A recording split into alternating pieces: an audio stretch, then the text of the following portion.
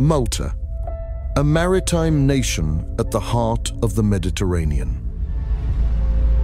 For centuries, a bridge between Europe, Africa, and Asia. A reputable pioneer in global shipping and maritime services. Malta's ship registry, Europe's largest register. 6th in the world. Malta is a trusted global maritime hub where compliance, safety, and efficiency converge. Malta upholds the highest standards in maritime safety and security. From rigorous inspections to complete digital systems, the Malta Ship Registry ensures compliance and trust. Malta is driving digital transformation across the maritime industry. Ship certification is now fully electronic building on the digitalization of seafarer documentation. We also believe in a diverse maritime sector, most notably empowering more women in shipping and invest in training and skills for a new generation of maritime professionals.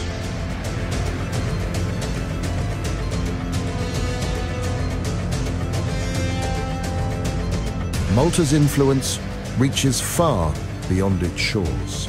As a home to key IMO institutions and a leading voice in international maritime law, we strive for more cooperation, innovation, and progress.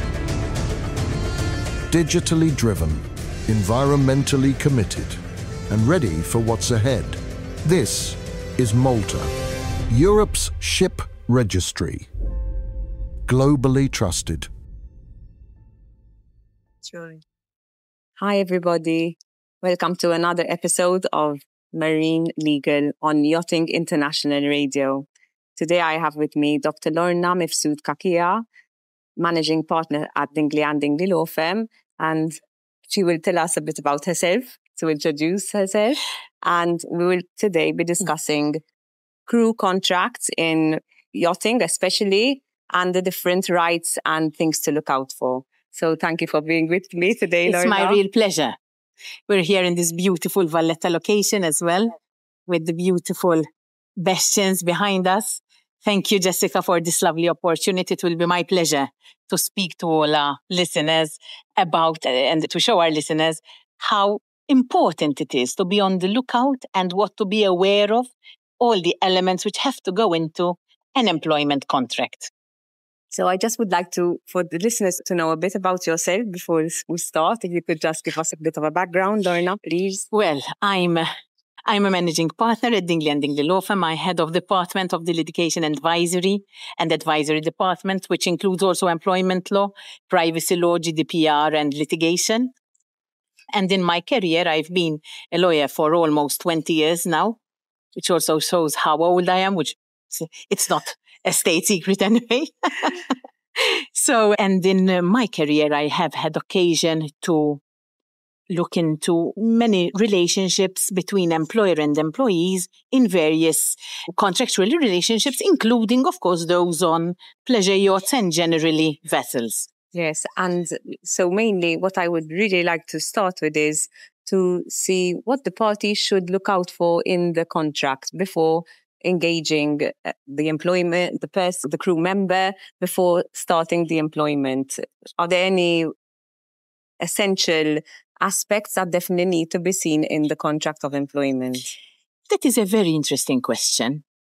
And I could, I think, spend 5 days talking about it interruptedly, but I'll try to be very brief and succinct. But I think the first element which parties need to be very aware of is who the parties to the contract are. We come across at the point of litigation, when it's then a tad too late, we come across situations whereby from reading the contract, the agreement, you cannot even understand who the employer is and sometimes even who the employee is. Why? Because the first thing which two parties to a contract need to be clear about is who they are. So we have to have, on the one hand, the employer who is clearly identified, and on the other part, the employee. Not anybody, not just a designation. We are employing a seaman and that's that, or a seafarer and that's that. And we've seen these cases. So this is not something which is, written in law books. What we're talking about today is just from practice. We've seen, for example, instances where 3 names of employers who are not employing jointly, but they are listed sporadically, the agreement is peppered with different names of employers just because, of course, there are different interests in the vessel, in the yacht. But it so happens that if you have litigation, you have to understand who the employer is if there's responsibility. You have to understand who the employer is. And also, in the normal course of things, even if there's no litigation, the employee not only has the obligation to know, of course, but also the right to know who his contracting party, who his employer, her employer is.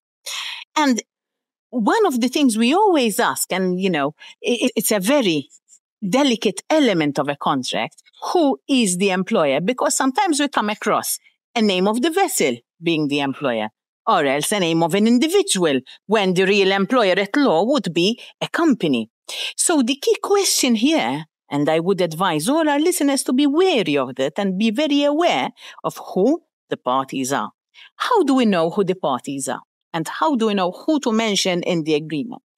Let me here open a little parenthesis. I always advise that before entering into an agreement, parties consult legal advisors. I know there's a lot of AI templates nowadays, and it's good to try to run a few ideas through AI, but ultimately, the hand of the professional and the mind, even more so, of the professional has to be there because there are elements which no AI system to date can, advise upon, and there are elements which we become aware of as lawyers only through practice and, of course, through our studies and our experience. So when we are talking about agreements, I do not want to come across as advising people not to consult lawyers and do a DIY job. I'm not trying to increase workload of lawyers. What I'm trying to say is that we have to invest as seafarers and as owners in our own safety and peace of mind by consulting lawyers. Why? Because there are many traps which can befall an owner or an employee on board the vessel with respect to the employment agreement. One such, trap or one such element could be exactly the lack of proper identification of who the individual employing and who the individual being employed is. So the first thing is we have to see exactly whether it is a company, whether it is an individual, whether it is a group of individuals, and we have to identify that individual or company, what we call at law legal person or natural person who should be named in the agreement as the employer. The second element we have to be very sure of is that the obligations of the seafarer and the rights of the seafarer be clearly spelled out. Why? Because many times litigation is not the result of bad faith. It can be, but we come across cases whereby litigation is the result of lack of clarity in who needs to do what and why. Yes. So you come across sometimes agreements which expect somebody to assume that, for example, a seafarer has to do tasks from A to Z, when in fact the agreement speaks of A to F and nothing else. Now, the law says, even Maltese law says, that we have to ensure that all the obligations listed in the agreement are performed also with all their accessory obligations. But sometimes even those accessory obligations are unclear, and hence the agreement has to specify exactly, clearly, and without any shadow of doubt, the elements which make up the obligations. Also, we have to ensure the rights of the seafarers and the rights of the yacht owner are properly safeguarded. How? By ensuring that they are drafted clearly and drafted in accordance with the law. So, these are 3 elements which, so the parties, the subject matter, and also the clarity in the relative drafting. The subject matter, the relative clarity in the drafting, of course, applies both to the subject matter and also applies to the parties. Finally, and I close on this, we have to ensure that the agreement is properly executed. What do I mean? Sometimes clients send us agreements which are not signed. They think that just because they exchanged the drafts and they said, I agree, it is executed. Now, there's a lot of, ifs and buts on it. Of course, one can say you have joined the boat and so on and so on. But still, our advice is always to ensure that it is properly signed. What do we mean? It doesn't only mean that it has a signature, but it also means that the document is signed by the parties who are duly authorized by means of a resolution, if there's a company, or if the person is signing that it is really him or her who's signing. Yes.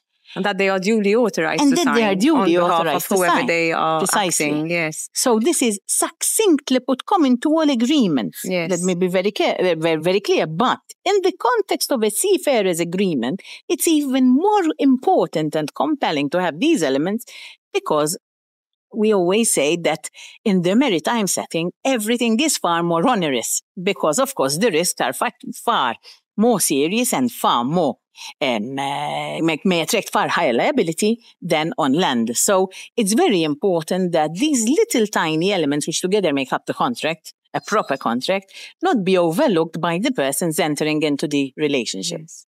And Lorna, are the differences whether you are being engaged on a private yacht or a commercial yacht? And also, does the flag state make a difference too? Of course. So the flag state makes all the difference. If we look at Malta as a flag state, for example, we know it's very serious in the enforcement of seafarers' rights. We also know that it is a flag state which is chosen for safety and peace of mind of both the owners and the seafarers. Now, anybody might fall into the sort of temptation of thinking that if it is a flag state which is safe for the seafarers, then it is unsafe for the owners, or that it is unfavorably, weighed in favor of the seafarer. Nothing could be further from the truth. Why? I invite all our listeners who may be yacht owners, who imagine themselves being at the mercy of an unscrupulous seafarer, or of a seafarer who just wants to get on board to, without any responsibilities, without any obligations whatsoever. The situation, and we've had cases like this because, as we said at the beginning, we are talking about our experience. You may have situations whereby the crew member is almost criminal as to the level of negligence he or she show in the performance of their obligations. So when you have a serious flag state such as Malta, you have the peace of mind that you're attracting serious people. Because, of course, even if the flag state ensures that the seafarer is not being abused, it also ensures that in the way that seafarers are also protected, it is also protecting the yacht owner. Because the yacht owner who is attracting serious and professional seafarers is automatically more protected and is automatically more, or it may be automatically more at ease, more relaxed, and ultimately has more peace of mind when he thinks of the seafarers he is employing on board his vessel, his yacht. So when we are talking about flag states, the choice should be one, in our humble opinion, should be one which ensures the yacht owners ultimately safety and peace of mind. This is where the importance of a serious flag state such as Malta comes into play. It is also important to know that Malta, as a ship registry, also has a unit which is dedicated to giving assistance and information to seafarers. So as you do not get, as a yacht owner, unfair claims, for example, during the voyage itself, or you do not get unfair expectations after the signature of the agreement. You will not have a ship registry which is intent on giving false information to seafarers to try to, make unfair claims or make undue pressures on on yacht owners. So it is a delicate balance between expectations and obligations and rights on the one hand, but then the peace of mind of the yacht owner on the other hand. And let's face it, what higher value do you want at sea than peace of mind? It's one of those areas where, like aviation in a way, but even in seafaring activity, peace of mind has always been, and still is, and will always be, one of the elements which unconsciously and subconsciously vessel owners, yacht owners, and even perhaps their passengers or their family members who are using the vessel, but also seafarers seek to achieve in the entering into the relationship. And ultimately, nobody purchases a yacht wanting to be worried that it will not make it safely to port. Let's face it. Yes. So these are all, having Malta as a flag state, for example, will give a further guarantee that you are in safe hands. Yes, and Malta, being a party to the Maritime Legal Convention, also sets the same limits that the MLC requires when it comes to ensuring seafarers and their rights to health and their rights to repatriation in case then there's termination of contracts and the crew member needs repatriated. So I do understand that the law sets certain basic requirements, whether the boat is private or commercial. But then also it is up to the seafarer and the employer to ensure that both parties know their rights, both at law and any negotiations they wish to discuss and agree on over and above the limitations set by law, right or not? Precisely. So do you have, let's say if it comes to employees on a Malta flagged yacht in the south of France, and the boat is private, which could at times switch to commercial, do you have any advice to the parties to an agreement relating to that type of yacht, please? So let us first of all make a distinction. Yes. Regrettably, and I say regrettably with a specific purpose, private yachts do not have, that is, to be even clearer, yachts which are only used for one zone, in one zone course of leisure activities or just to enjoy it, There is not an onerous obligation on the owner as much as if it were a commercial use yacht. Yes, carrying passengers. So carrying passengers or even, or even chartering, for example, that sort of thing. So we are in the situation whereby a private yacht owner can pretty well choose to a certain degree the level, for example, of insurance or protection they give to their own seafarers. So first of all, and now I turn to seafarer, a seafarer needs to understand whether, and probably he will be told by the employer, whether the use which will be made of the vessel will be either commercial or private. Now, if it were to be both, the owner would be well advised to ensure that he is always covered by the provisions and that he is always abiding by the provisions of the Maritime Legal Convention, which also stipulates, for example, that a seafarer has a right to repatriation, that a seafarer has a right to an element of sick leave allowances and how to deal with certain situations which can arise on board. But there are other issues which are very serious in my view, particularly with respect to private use yachts, for example. The issue of sexual harassment on boats, on the yacht, whilst they are, for example, out at sea between different seafarers, or sexual harassment between the crew member and the yacht owner, or even elements of criminal law, and I believe we will be tackling criminal law at a later stage. In another podcast. Yes. So there will be issues which ideally are tackled at the moment of, or rather before the signature of the employment agreement. And this is very important, Jess, and thank you for raising it. We said what should be on the lookout for. We need to understand that once the agreement is signed, the seal is their fate is sealed. Why? Because it is difficult then to change something. It is before the actual signature of the agreement that parties should look into these things. Yes. And when we say parties should look into these things, even employers looking on how to protect themselves, in certain cases, even through proper insurance.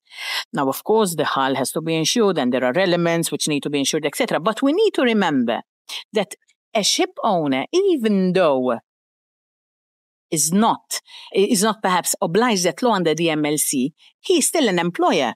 Of course. And if we are looking at employment law, sicat simpliciter, so to say, without the obligations of the MLC, we are still looking at the employer having to provide, for example, a safe system of work. The employer who has to ensure that sexual harassment on board the vessel does not arise. The employer who has to ensure that the safety of everyone on board is provided for not only in the apparatus and equipment on board the vessel, but also the legal and moral safety of the individuals. Yes. I could also mention that it might be a good idea to have a contact person on land available to be contacted 24/7 by any member of the crew, whether it's the captain or the crew, to report any wrongdoing. Because if sometimes there are any issues arising and they involved, the captain is representing the employer very often, or the owner. So there could be very awkward and difficult situations faced by crew, and if there is somebody that they could freely contact and is available, who is biased to receive a complaint, I think that's important. So not only under the MLC provisions, but it would be something useful for parties to look out for, to have a clause in their contract really making clear who they could report to, whether the boat is private or commercial. Precisely. Also because from a human element, I always like to give the human and psychological flair, because ultimately we're all humans, even on board yachts. Yes. The fact that the seafarer may have a point of reference with whom to air any such grievance. Of course, we can't have like a pity party, so to say, for any little grievance, because we've had cases like that as well. But you may have a situation whereby it's better to address a frustration, a worry, a concern with somebody on land rather than have it erupt on board the yacht. Because as we said, a yacht is a confined space out at sea, which may exacerbate certain issues which on land would be easily diffused. And we've had cases which ended even in litigation whereby even violence erupted on board the vessel because of something which could have easily been dealt with had the proper tools been in place. So we can never underestimate the feeling of safety of the crew for the overall safety of the vessel and of the owners and his family and his friends, perhaps even in the course of private use of the vessel. Because, as we know, a pleasure is also used for the pleasure of the owner and his friends. Exactly. So, and we need to ensure that all those dearest to us are well protected as well. And they say that lawyers are cynical. Perhaps we are. I can't exclude it. But we can't blame us either, because we see so many things. And it is because of this cynicism as well. Or rather, we try to ensure that everybody feels safe and has peace of mind, that we advise that there be these tools, even a person on board, as you very rightly said, Jessica, to ensure that the persons on board, the seafarers on board, feel that their concerns and their worries and their, even sometimes serious issues can be escalated and addressed even with somebody on land. That helps, definitely. That would be a good strategy also to mitigate risk of seafarers' discontent on board the vessel, which could then escalate to further serious issues. Yes. Thank you, Lorna. So in this chat we've had today, we've seen how important it is to have a clear contract, clarity on the parties, the rights and obligations. Definitely. And also the importance of a reputable flag state. Very important. How important it is to see things before the contract is entered into, before it is properly executed, to avoid any problems later on. Yes. So this, I hope, is one of future and other podcasts that I will have with Lorna to discuss issues arising out of contracts. And in the future, we will also tackle the matters of social security and health and any crimes arising on board, and how could those be seen to when it comes to legal rights.